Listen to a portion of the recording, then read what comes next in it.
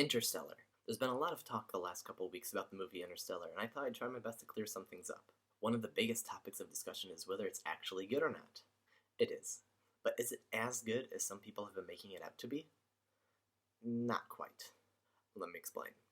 There's a lot about Interstellar that really works and is really great, but there are some parts, especially near the end of the film, that don't quite hit home as hard as you can tell they wanted them to. The first half of the movie, especially the scenes back on Earth between Cooper and his daughter, are fantastic. And on top of that, those first few scenes in outer space are really incredible too.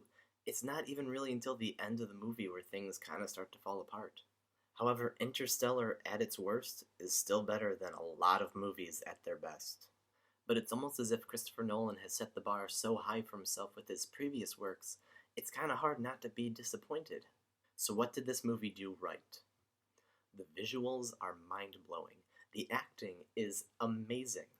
This is without a doubt one of Matthew McConaughey's best performances.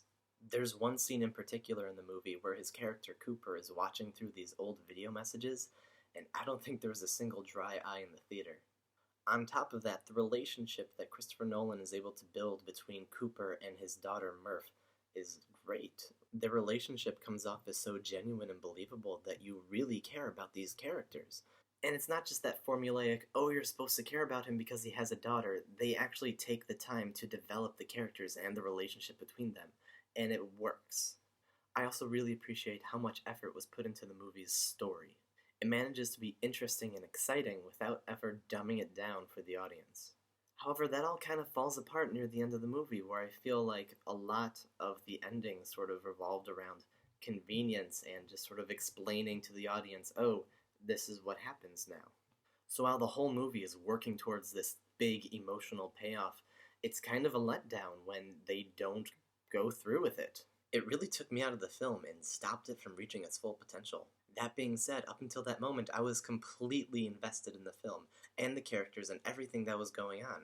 There was so much right about this movie that even though the ending sort of fell flat, it didn't ruin it as a whole. It's clear that one of Christopher Nolan's inspirations for the movie was 2001: A Space Odyssey, and this does not live up to that. A lot of people say that it's going to be the next 2001: A Space Odyssey, but the truth is it just isn't. However, the subtle hints and nods to that movie throughout the film were definitely enjoyable. Also, another aspect that I was really impressed by was the score by Hans Zimmer. Of course, it's Hans Zimmer, it's kind of hard for him to make a bad score, but I really like how almost restrained this one felt. A lot of the music was this Bach-like organ music that was intense. And while the soundtrack stands on its own, it might have even been another nod towards 2001: A Space Odyssey, whose entire soundtrack was composed of classical music. Overall, I would say definitely go see it.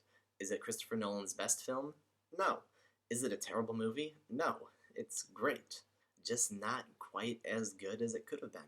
If you liked this review and would like to hear more, hit the subscribe button below, and don't forget to like and share to your friends.